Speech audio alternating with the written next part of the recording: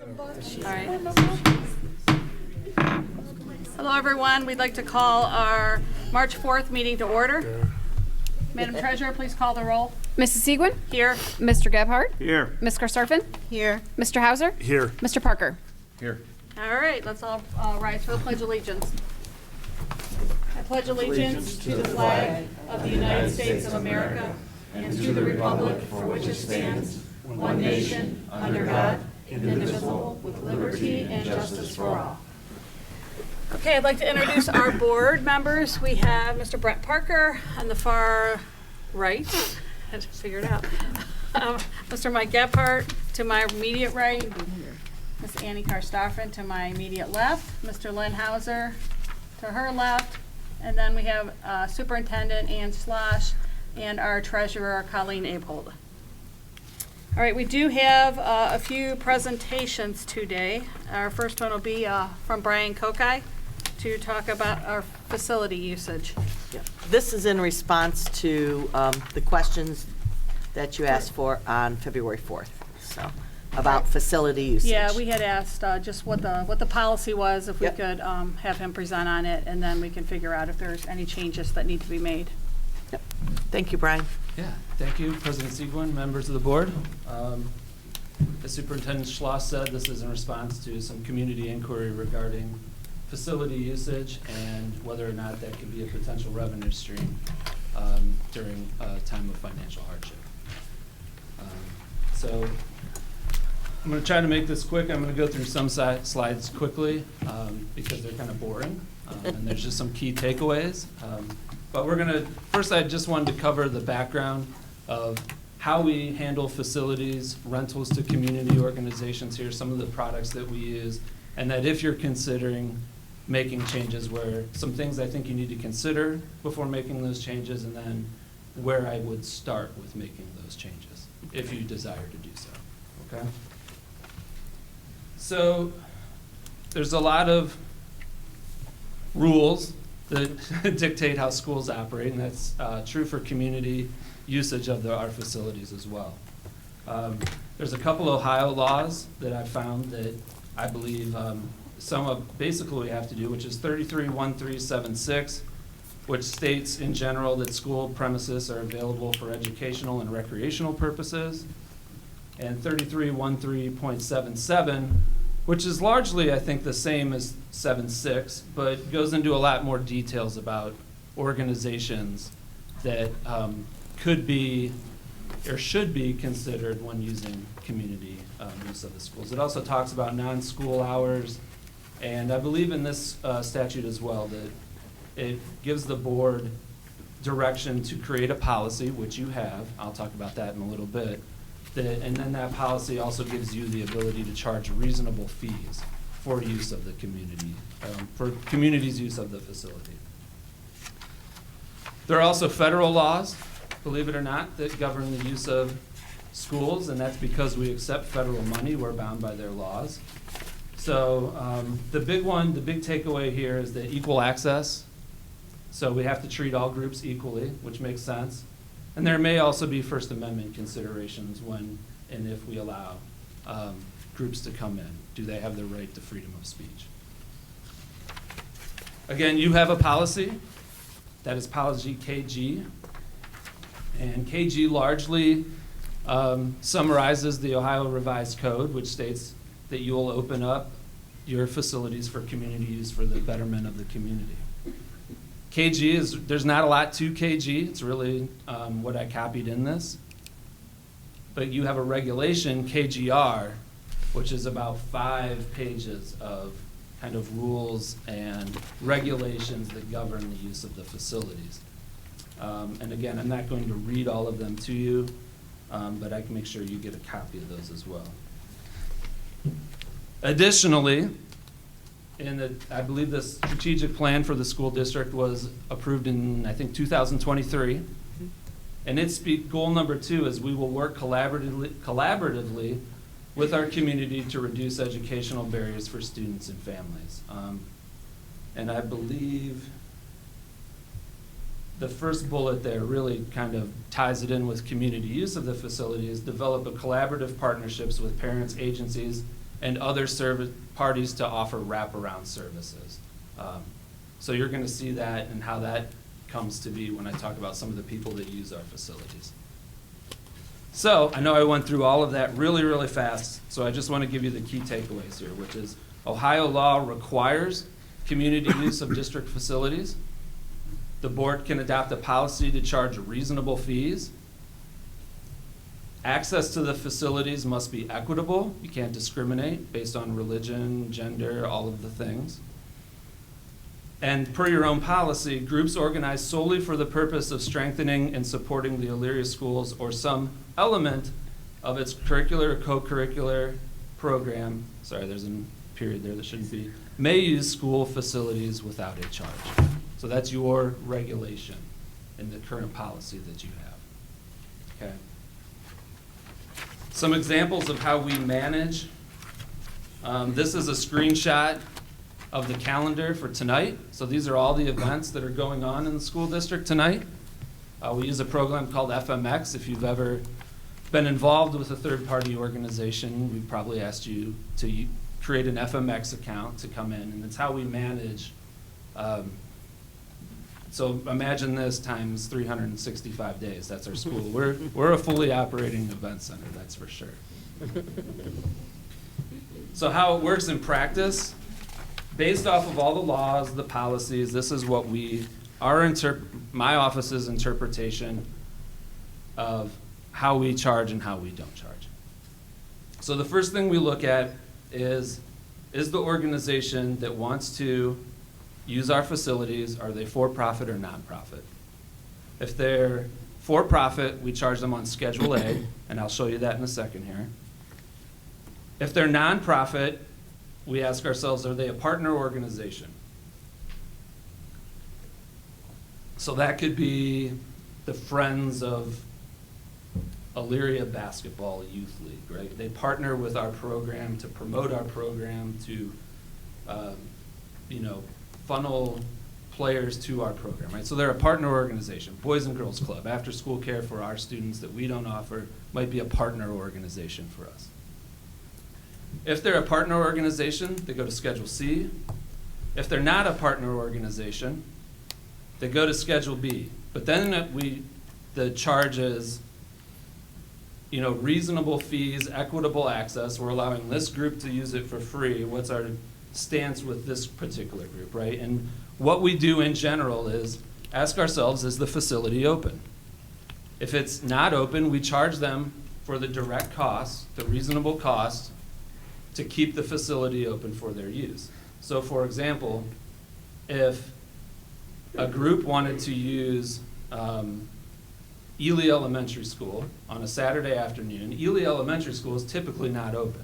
So we would charge them, even if they are in a Schedule B, we would charge them to open Ely Elementary School. Bring in a custodian, they would have to pay the rental fee and all of that. However, say that same group wanted to use Elyria High School.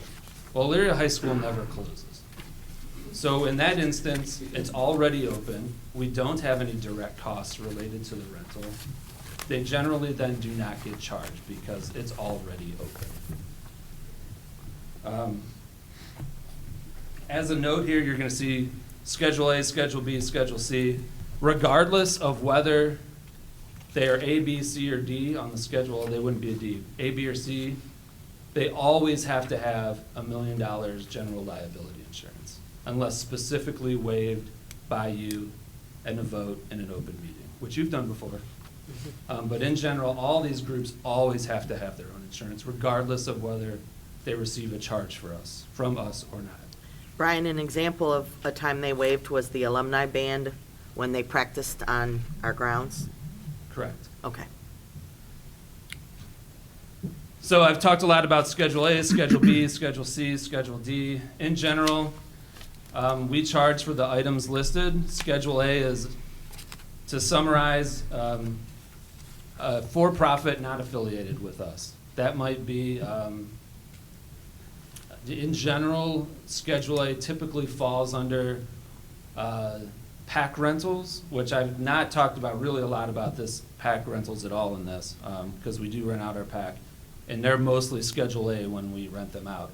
But they're a for-profit organization that has nothing to do with us. So what's coming to mind immediately right now is a dance academy where they collect money, they pay themselves, they're a for-profit organization, and they also don't feed into any of our programs, right? So Schedule B is somebody that's within our boundaries, that may or may not have an affiliation with us, generally not, and is not affiliated with any program that we run either. And then you might be wondering what the difference between a Schedule C and a Schedule D is. If they're both zero charge, the Schedule C has to have insurance, whereas Schedule D is us, we already have our own insurance. So when you're talking about going back to that FMX system, we can then classify our own groups to make sure that they don't get charged insurance. Finally, I just wanted to give you an idea of who actually rents and uses our facilities. And so certainly there's a lot more people than this, but these are our, I don't know how many I got on here. 1, 2, 3, 4, 5, 6, 7, 8, 9. How about that? Top 10. These are the top 10 sorted by hours used. So obviously you can read them there. There's a lot going on, and we support a lot of people. Some big ones: Boys and Girls Club, Northeast Ohio. Lorain County Pioneer Theater works with us, supports our drama program, and works out well for us because our kids now don't have to travel outside of Elyria to participate in the program. And then finally, if you're considering changes, some things I think, in my opinion, you would want to consider is what would be the impact to these community organizations if they had to pay fees. So going back to this, you know, at an average rate of $50 an hour, would Boys and Girls Club of Northeast Ohio be able to offer their services if we charge them $100,000? As the top end example. Mm-hmm. To the bottom end example, would the alumni band be able to afford practicing on our field if we charge them $1,800? So some things to consider. If we charge, will they relocate to a different district that may not charge them? For example, Pioneer Theater. It's nice for Elyria students because it's hosted at Elyria High School. But if it was hosted at, say, Midview High School, how many of our students would be able to participate? So something to consider. And then if they do relocate, what would the downstream impact be to our programs? Would we lose people participating in the youth programs, which ultimately drive participation in our own programs? Okay. Another consideration would be reasonable fees. And the concept of reasonable fees, according to my research, reasonable fees typically mean direct costs and but they can be difficult to quantify. So for example, if you made a policy that said, we're going to charge everybody for use of our classrooms no matter what. Well, that's fine to charge them on a per hour basis, but if you're talking about trying to quantify how much electricity they're using, how much water they used, what was the cleaning cost, it can get really difficult to dig into the details on that, and something to consider would be, is that worth the work that would be required to figure that out, okay? And then finally, you always have to keep in mind the federal statute of equitable access. What you do for one, you must do for all. I know the Bible Club at Ely has come up. I think that was at an early February board meeting. Specifically in the law, religious groups are called out as far as equal access to the facilities. So keep that in mind as well. And then finally, should you decide to make a change to the facility rental policy and make charges, I believe that would begin with our board policy KG and then KGR. And we might want to look at, it's a pretty old and heavily modified policy at this point. We've done our best to go through and clean up contradictions, but we may much just want to go back to the drawing board and consult an attorney on how to rewrite one from scratch so there aren't contradicting statements within the policies. So with that, I would open it up to any questions regarding facility usage. Could I make one clarifying comment before any questions? For those of you that had, and I think most of the board was here when we were going for our bond issue with the new buildings, one of the platforms that we really ran on and talked about was the fact that we wanted to be a community partnership with community use. So I think we just have, that's one reason, I think about Pioneer Boosters, Friends of Wrestling, and all of those groups, and PTOs, and those things, and asking our treasurer, because those are really separate entities. They aren't part of our budget and all of that under the school. They're partners, like these other organizations. So we have to really be cognizant of that last equitable access type thing. What we do for one, we have to do for all in those areas. So those are things we have to keep in mind that I just wanted to spell out as a caveat. The other thing, if I can, real quick, that I wanted to mention, it was in my notes. I think in my experience and in my office's experience, the more a Board of Education clamps down on fees, the more outside groups try to represent themselves as Elyria school groups as a way to get around the fees, and that could potentially cause you serious insurance issues should something catastrophic happen. So just keep that in mind as well, because there's sometimes some very blurry lines when I'll pick on a sport we don't have, like lacrosse.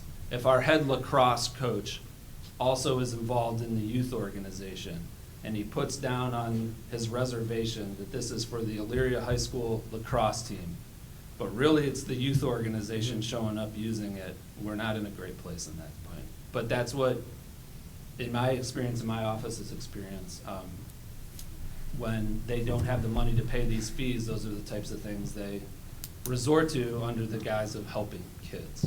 So keep that in mind as well. Do we always get their nonprofit number or their Yes. information? Yes. They register as a nonprofit, they send that over, we always get their insurance too. Their reservation is not finalized until we get those. What's the rental schedule? What's the cost for the pack? I didn't see it on there, maybe it was. So the pack is completely separate, and it's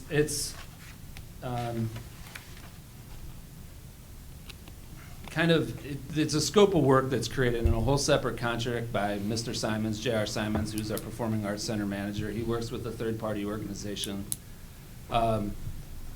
He negotiates with them based off of previous usage. A typical weekend at the pack, it just really depends on what it is. If it's someone coming in just to practice, where he's got to unlock the door and make sure they don't fall off the stage, it could be $500 a night. If it's a for-profit dance academy coming in, it could be thousands of dollars generated. Sound or lighting or Sound, anything? it depends on, are they requiring our Ushers. PAC team to Yeah. come in? Do we have to have full service ticket booth? Are they using our sound? Are they using our lights? So all of that goes into it too. And he keeps his eye on what we offer versus what, like, say, the college offers at their Performing Arts Center. I will say it's getting more and more competitive.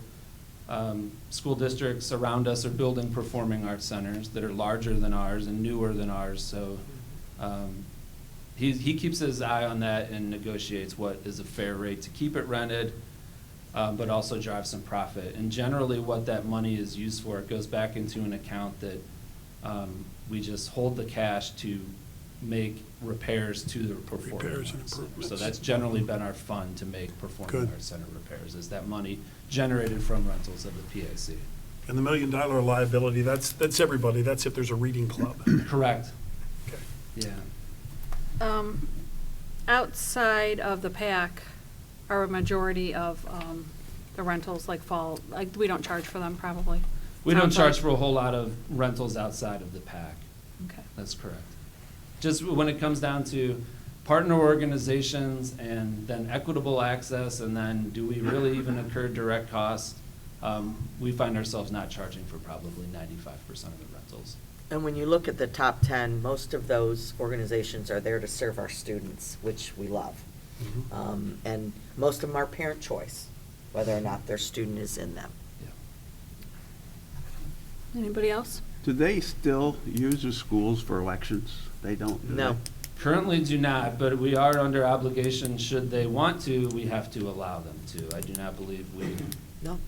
can say. no. Northwood, last year was the last year. Yeah, We got a letter, Linda's pointing, Northwood, Northwood. So they're sick of hearing from me. I call them a lot, and finally he pulled it out of there. There was only one school left. November we did not have elections at Northwood.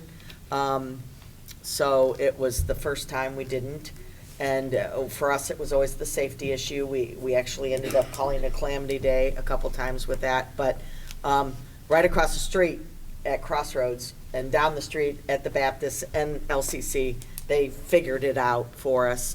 So we no longer have any elections in the school system, which is wonderful.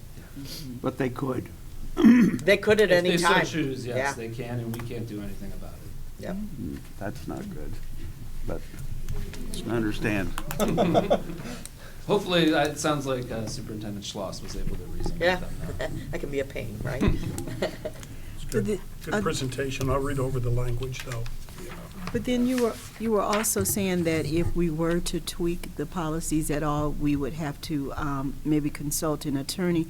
Is this something that OSBA would be assisting us with, or no? I'm sure Or they how would does have a that sample work? policy, but at the end of the day, I would think I'd want the board's attorney to make sure that their sample policy is reflective of the changes you want, and that the language that we add would be permissible by law. Okay. And again, I think the place to start would probably be a OSBA sample policy modified to us, rather than try to modify our current Reinvent. policy. I just wouldn't trust that we didn't have a contradiction Yeah. buried in somewhere. It's 5 pages of pretty small print.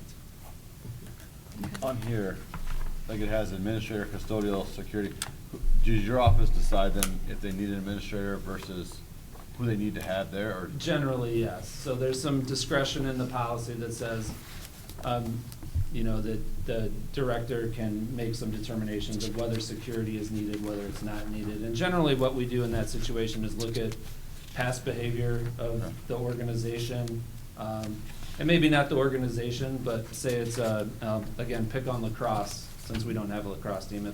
Like our youth lacrosse team came in and their parents were drinking in the parking lot prior to the game and then bringing a rowdy crowd into the field, we would charge them more to correct their behavior.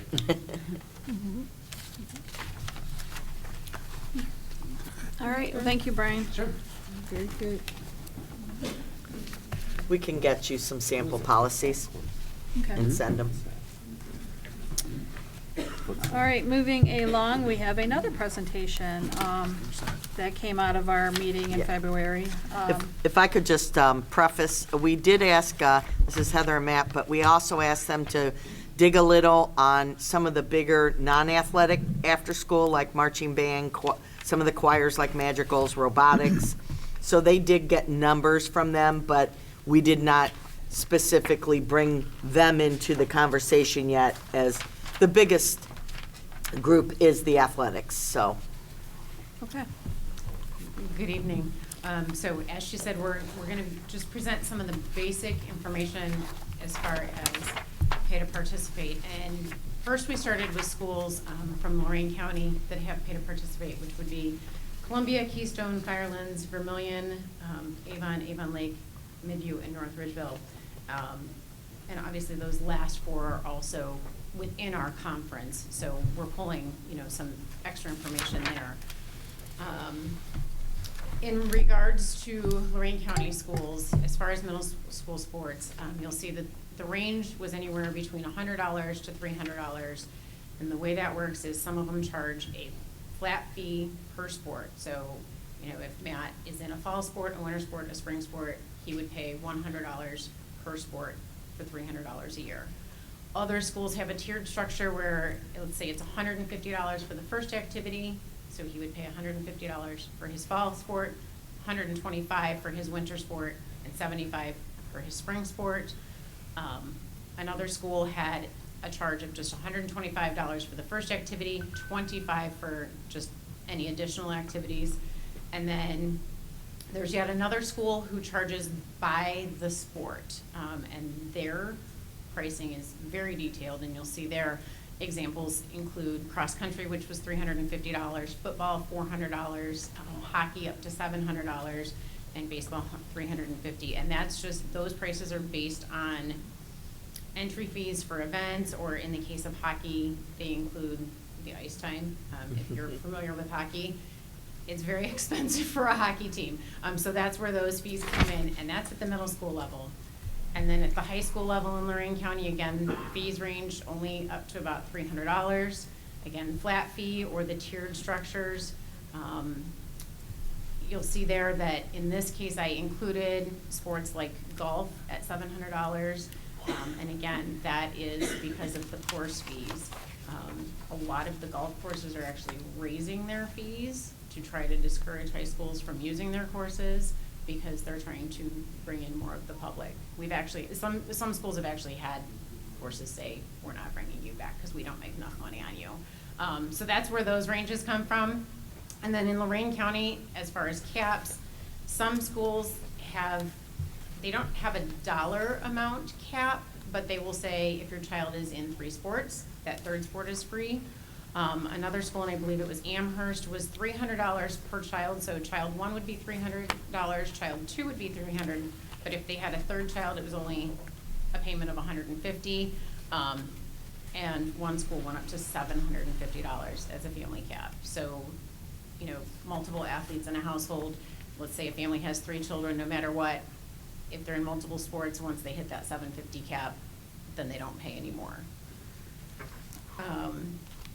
Next, we went into just some surrounding area schools, and really these schools were honestly pulled because they were schools that we already had information from previous years, so we just kind of updated those. But that would be Streetsboro, Aurora, Buckeye in Medina County, Medina High School, Nordonia, Wadsworth, Independence, Cloverleaf, Twinsburg, and again, Brea and Olmsted Falls are both in our conference. Again, kind of the same structure. You have the flat fee, you know, just $100 or whatever you want to call it per sport. The tiered structure again, another school had $125 for the first activity, and then half price for the second activity, and then nothing after that. And then again, same thing. Some of these schools have the per sport charge. And some of these schools get there was one school that I reached out to that said, well, we take the cost of the entire sport. So that's supplementals, busing, equipment, anything you can think of. We take the average of 4 years of athletes, do the math, and then, you know, the school board covers 70%, and the pay to participate is then 30%, and so their fee structure was like 3 pages long for all of the activities. So that was a little way too in depth. And then again, same thing with the high school here.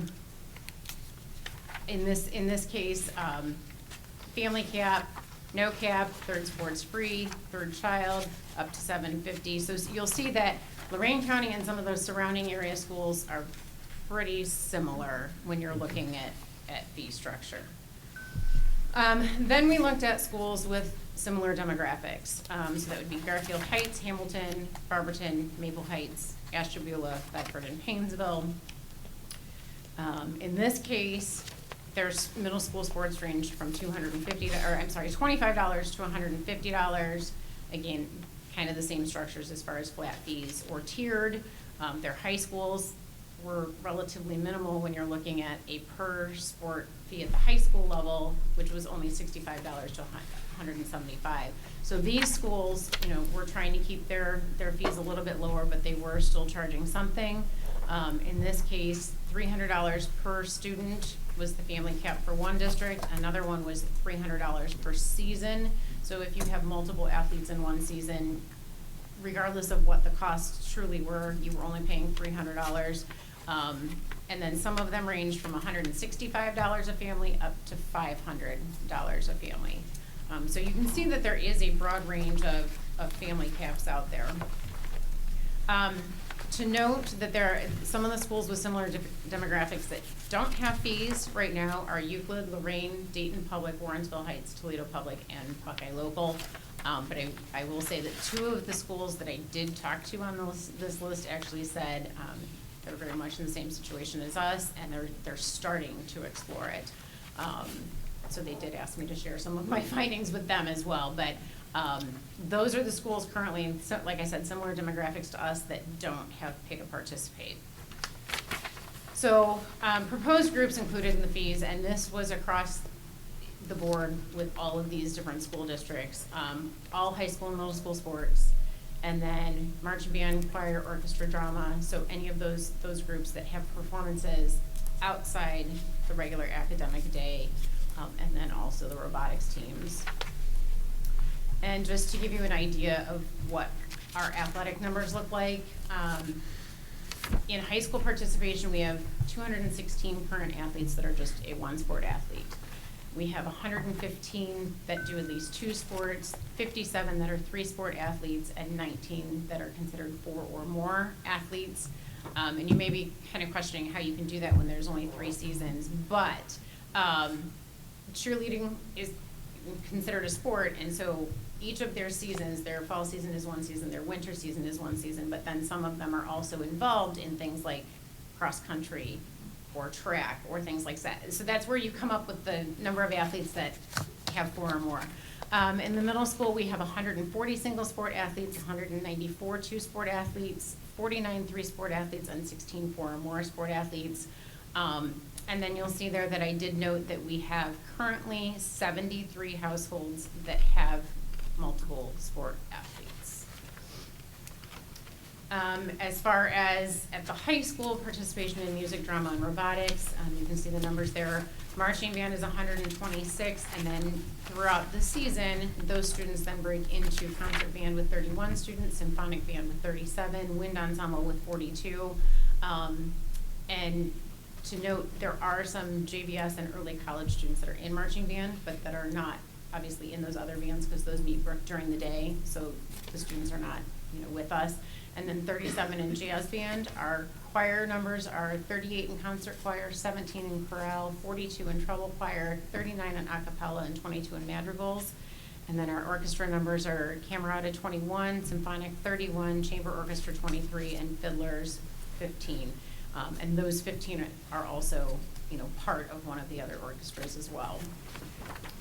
And then in middle school, obviously you can see that there's not as much extra, but they have 166 in drama, 25 in robotics, and 48 in a cappella. And then you'll see there too our drama and robotics and JROCT numbers at the high school of 88 in drama club, 42 in robotics, and 30 in ROTC. So those, and honestly, we didn't dig deep enough to really know how many, music, drama, ROTC, how many of them are like multi-activity, and quite a few honestly are also involved in athletics.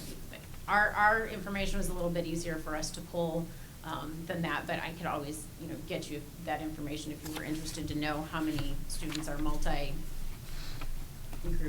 participants as far as those groups. But that is the basic on pay to participate. I know it's a lot to wrap. It's a lot to wrap your head around. It's a lot of yes. information. We did, just to give you kind of an idea, we did a swag originally just with, it was basically just athletics and at $100 a sport. Right. Very baseline.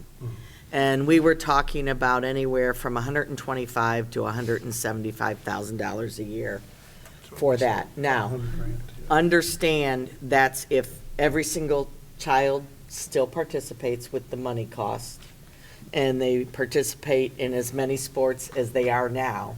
I can totally see where parents say you can do one, due to the money constraints.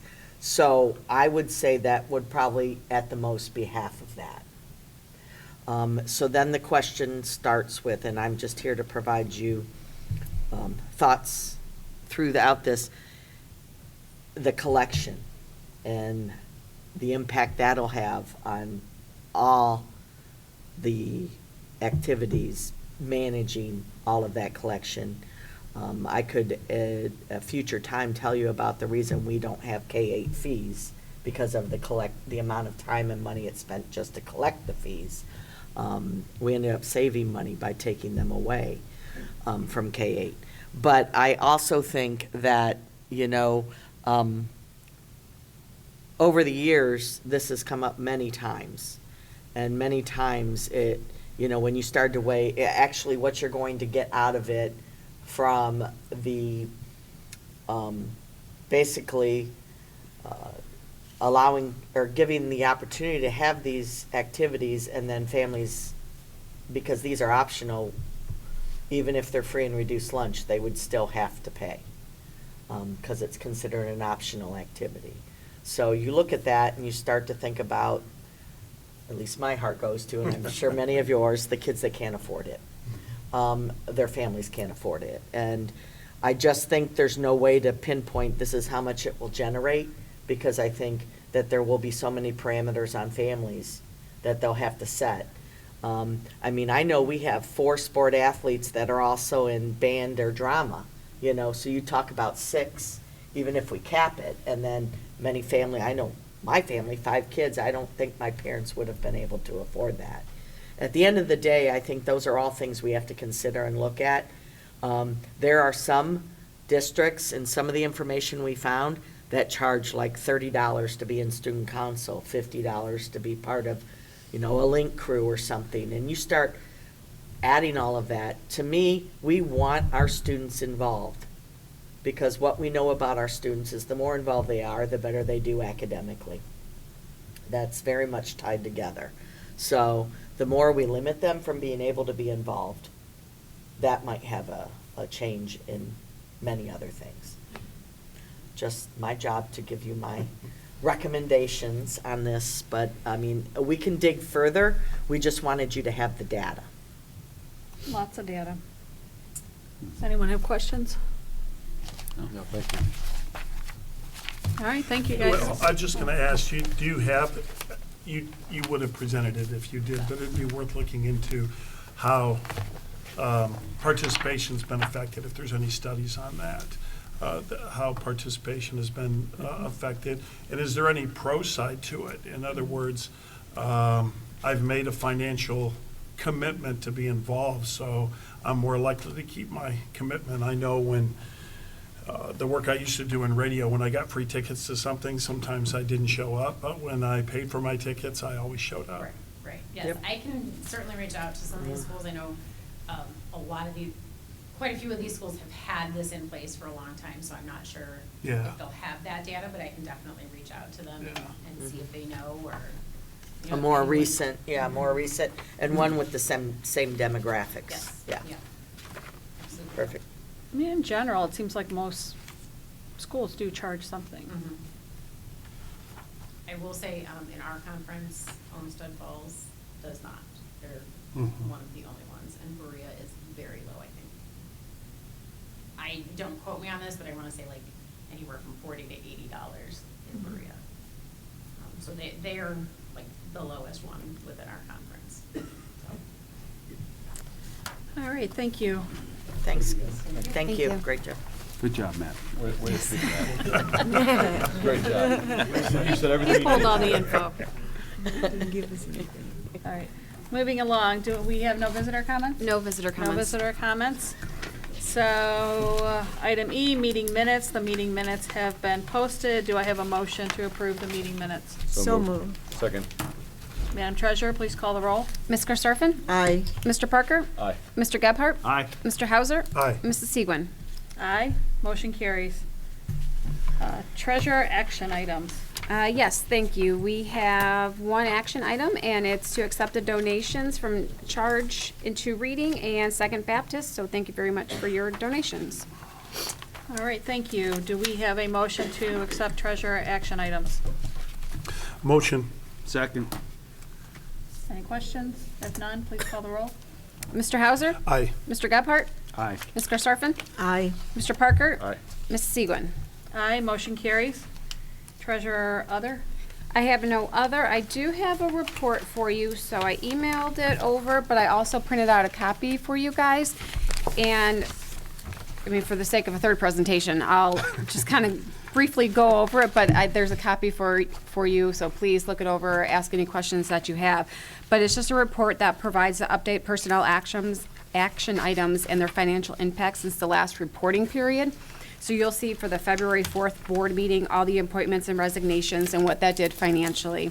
For the February 18th board meeting, all the appointments and resignations and what that did financially. And then on the 4th page, you have a summary of the identified savings. So for fiscal year 26, it shows the savings of the restructuring that we did, or if people resigned, the savings that without rehiring what we had. And then projected savings if the positions remain unfilled, like the ones that we already established, we're not filling them, with the exception of any mandates or something else happens going down the line. But it has the total identified net savings for the month of February. We're already $279,000. And there was even a caveat this morning. We are deciding not to replace one of the nurses, and we're going to the second nurse. And so that was an extra 23,000 savings this year and 95,000 savings next year. So it equates now to 398,000. So that was a little caveat that I got updated this morning, so it's not in your report, but on your next report, I'll have that in there. On the nurses' point, it's not that the buildings won't have services, but the nurses came up with a plan that they'll do a little traveling with. So for instance, like if hypothetically at the high school, she may go to Hamilton for a half day or so. And then the health aides will be there when the nurse is not. So they aren't losing services, just looking a little different to save some additional funds. Thank you. Thank you. And that's it. All right, moving on to superintendent action items. Thank you. First, to approve the Cuyahoga Community College Credit Plus MOU. That's an annual thing. Also to approve the Higher Education Online Credits OMU with the Elyria Education Association. This is based on some of the colleges that our staff takes for CEUs or contact hours or graduate hours for their IPI-DIPIs and LPDCs. I won't go into all my acronyms, but that's what that is for. Also to approve the continued membership at the OHSAA annual contract. To approve the Early Childhood Village tuition fees, there was a separate sheet that was on your area. It's on the very bottom of mine. That shows you we're still very reasonable compared to some districts, and we just went up a little bit, as we do most years, a little bit. And that concludes my action items. All right, thank you. Do we have a motion to approve the treasurer's action items? So moved. Or not treasurer, superintendent's? So moved. Do we have a second? Second. Do we have any questions? If none, please call the roll. Mr. Parker? Aye. Mr. Hauser? Aye. Ms. Garstarfen? Aye. Mr. Gebhardt? Aye. Mrs. Segwin? Aye, motion carries. Moving along, personnel. Yes. First of all, to approve the unpaid leave of absence for the following certified staff as listed below. To approve the unpaid leave of absence for the following certified staff as detailed below as well. To approve the retirement of the classified staff as listed below. And just want to say, Doreen has been an employee for 10 years, a very good employee. We'll miss her, but we very much wish her well in her retirement. So thank you, Doreen. Also, to approve the resignation of the following classified staff as listed below. To approve the unpaid leave of absence for the following classified staff as detailed below. We have an appointment of the following classified staff, an appointment of a certified staff member, another daily sub. Hold on here, my fingers are stuck.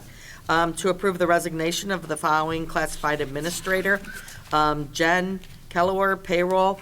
She is going somewhere else, and we wish her well. She has been with us 10 years, so good luck, Jen, and we hope that, I know she wants to continue to grow and learn new things, and I have a feeling that's what she's doing. So, also to approve the appointment of the following classified administrative staff. So, what we're doing is Dina Kaplan, who is an administrative assistant in HR, is going to be moving to the payroll position. At this time, we are going to try to, Mr. Newark and Colleen Aholt are going to work together to restructure the two offices, and we're going to save another position, an administrative position. So Dina has been doing pieces and parts of the payroll in her current role, so I think it will be seamless, and I am sure that, if we end up needing to replace, we will let you know, but as promised, we're going to do what we can to always trying to find a way when we can to save additional funds. Also to approve the following athletic supplemental contracts as listed below. And that is it for my personnel action items. Okay, do we have a motion to approve the superintendent's? So moved. Do we have a second? Second. Madam Treasurer, please call the roll. Mr. Gebhardt? Aye. Mr. Hauser? Aye. Ms. Karstoffen? Aye. Mr. Parker? Aye. Mrs. Segwin? Aye, motion carries. Do you have a superintendent report? Yeah, just a couple things. I received a note from Sarah Miller, who's the choir director at North Ridgeville High School. She used to be Sarah Gemmel, went to Elyria High, and I think she was a McKinley girl. But she sent a note, they needed to use our PAC, and she was glowing at the support that Mr. Simons gave, but also the support that some of our choir students from Elyria High stayed to help, and also Aaron Barrett and Kaylee Bonzio. And couldn't say enough about the welcoming atmosphere and how much the parents from Ridgeville couldn't believe, how warm and welcoming we were. And also, on that same note, is they'll be back on Saturday, because we have, I believe, over 20 districts coming for the annual OMEA contest at the high school. So we're very excited about that, because we always do very well. And that's for choir. So they have a busy weekend, Friday and Saturday, busy weekend. Also, last Friday, I say it's always one of my favorite, I say that a lot, so I like everything, I get it.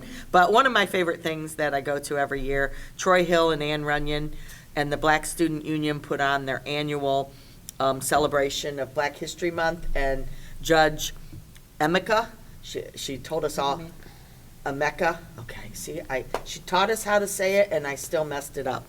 But she was wonderful with the kids, and two of our students, Miss Horn and Mr. Wimbley, were able to ask questions, and she was able to answer, and we had a full house. I think there were about 800 students in there watching this. So it was a wonderful, I think what was most, I get goosebumps, is some of the students reading poems they wrote themselves, and a couple solos from students that were just amazing. So, job well done. Troy and Ann always do such a great job with the kids. Also, for some of you that were at the game last night, it was quite the thriller.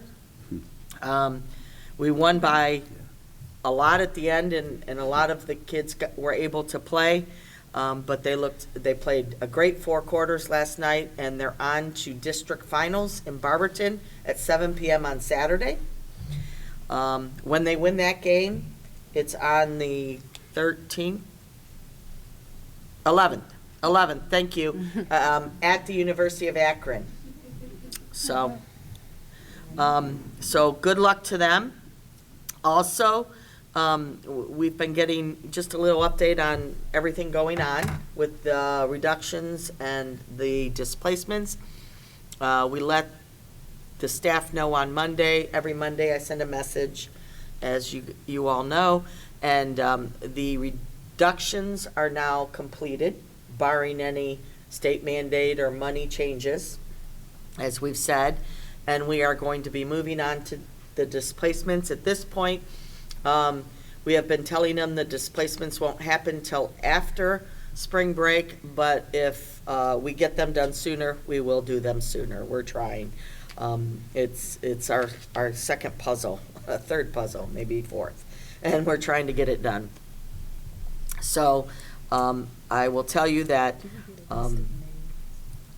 it's never easy to go through this, as many know, and the staff has been really good and reaching out. Mr. Newark has had what we call discussion labs, where staff that are affected could come and ask questions, and we have the insurance people there and everything, benefits people, and we can aid them. He put together a really nice resource packet for all of them. The last one is tomorrow for certified staff, and then, again, we'll move on to displacements. Displacements are when we're going down positions in buildings, and they might go to a different building in a different grade level or in a different content area they're certified for. So that's what a displacement is, and we should be done with that at the latest right after spring break, but hopefully sooner. That's it. Thank you. Thank you. Any questions? Okay. Board of Education items, does anyone have anything? Usually you have something. I do. Usually, so, okay. All right, if none, no executive session tonight? Nope. All right, then do we have a motion to adjourn? So moved. Do we have a second? Second. Please call the roll. Ms. Karstoffen? Aye. Mr. Gebhardt? Aye. Mr. Hauser? Aye. Mr. Parker? Aye. Mrs. Segwin? Aye, motion carries. Meeting is over. No.